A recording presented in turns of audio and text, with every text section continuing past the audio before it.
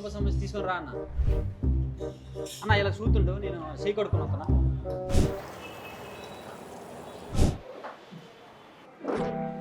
ఇదేడితే నా సమస్య ఎవడు తినేసాడా అన్న? నా సమస్య ఎవడు తీసాడన్నా? ఏంటి ఏంటి ఏమైంది అన్న నా సమస్య ఎవరు తినేసారన్నా? పిలిచి పలకబెట్టు నువ్వు.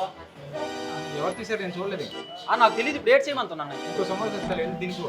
ఇంకో సమస్య వద్దు అసలు. అది ఆ సమస్య ఎవరు తీసారో తేలాలి నాకు ఇప్పుడు. ఆ సీసీ కెమెరా చూపించేందుకు నువ్వు? సమస్య గురించి సీసీ కెమెరా ఇంకో సమస్య ఇస్తా. నాకు తెలీదు. ప్రభుత్వమే సమస్య గురించి ఎంక్వైరీ చేసింది, నువ్వు నాకు చూపించబట్టే. చూపించు, నాకు తెలీదు.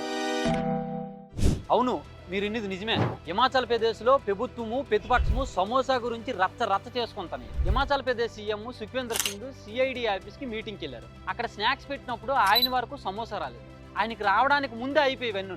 అసలు సీఎంకి ఇవ్వకముందు సమోసాలు ఎందుకు అయిపోయినాయి? అసలు సమోసాలు ఎవరు తినేశారు?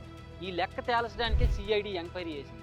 సీఎం సెక్యూరిటీకి ఇవ్వడం వల్లనే సమోసాలన్నీ అయిపోయాయని సిఐడి ఎంక్వైరీలో తేలింది.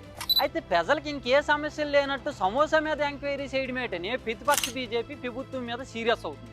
ఈ ఎంక్వైరీతో ప్రభుత్వానికి ఎలాంటి సంబంధం లేదని సీఎం చెప్తాడు.